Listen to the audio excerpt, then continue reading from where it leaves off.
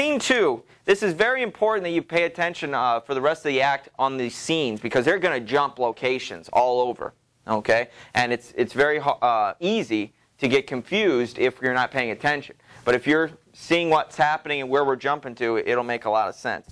So scene 2 is in the countryside near Dunsinane. And so we're getting pretty close, okay, to Macbeth's place. And we're going to listen to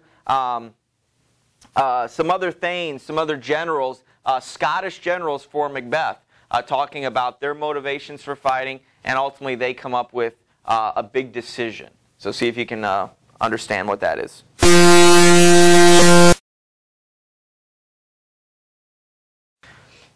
Scene 2. If you're not reading the stage directions, the actor notes, it might be a little confusing, especially with some of these characters that we haven't seen before or we saw only briefly. The soldiers enter with the Scottish noblemen. So some Scottish noblemen, and notice they're on their way to join forces with the English army. So they are openly rebelling against Macbeth. Okay, so they're on the march, and that's why at the very end, the very last line, when they say, well, we'll make our march toward Burnham. Does that sound familiar? Just the word Burnham? Do you remember what one of the prophecies was? You know, Macbeth will never vanquish be until Great Burnham Woods marches on Dunsinane. Okay?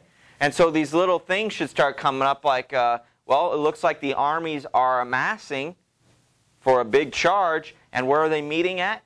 Well, it looks like they're heading towards Burnham. Okay, so Burnham Woods. So things should start going up. Oh, I wonder if something's going to happen as a result of that. We find out more and more about, about what they think about Macbeth. They call him a tyrant again. You know, what does the tyrant? Where's the tyrant? What's he doing? Caithness says, Great Dunsinane he strongly fortifies. Some say he's mad.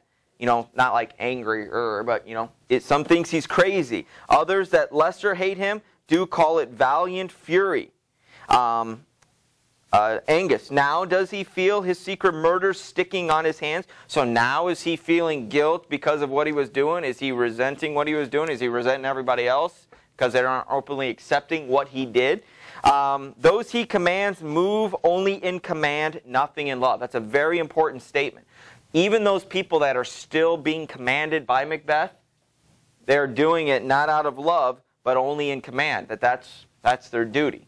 Okay? And so that's why when we see all of these noblemen openly marching to join the opposition, okay, those people are screaming it that we're against you, Macbeth. The people that maybe can't or aren't in position to do so, the little soldiers, they probably just, you know, they're stuck. Because if they say anything, they'll probably be killed. And so they're not behind Macbeth. Macbeth is completely on his own, is what is being said here. Okay, everybody else seems to be amassing in order to take out the tyrant that we hear about. Good. And then that last line, like I said, line 31, you know, make we our march toward Burnham. So heading towards Burnham Wood. Very important and very significant because it was something mentioned a while ago.